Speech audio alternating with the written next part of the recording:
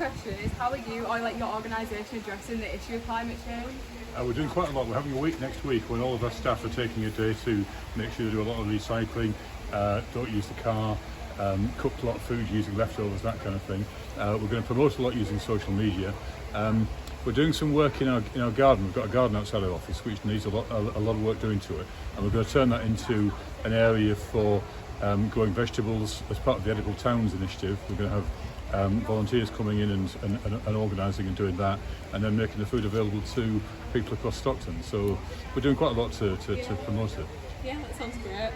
Kind of like leading on from that, how do you think like in our communities and locally we can like individually address it and like make changes in our own lives to help tackle climate change? I think a really good thing is not to waste any food.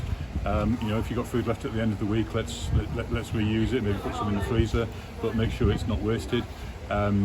Gardening's great. People enjoy it. It's good for your mental health. It's good for your physical health, and it's brilliant for getting fresh fruit and vegetables that you can eat and really make a difference both to your own health and to the environment. So I think there's lots you can do. That's great. So Katie, what do you think that we can do as a society to protect the planet for the next generation?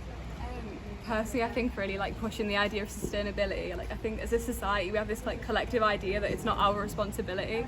So I think really encouraging people to like be aware that their actions have consequences and like be a bit more socially conscious, and encouraging them to do things like recycle, like reuse, reducing their like plastic usage, like using metal bottles rather than plastic ones. Just things like that, really encouraging particularly young people to kind of change their behaviour and be aware of how they act and the consequences really.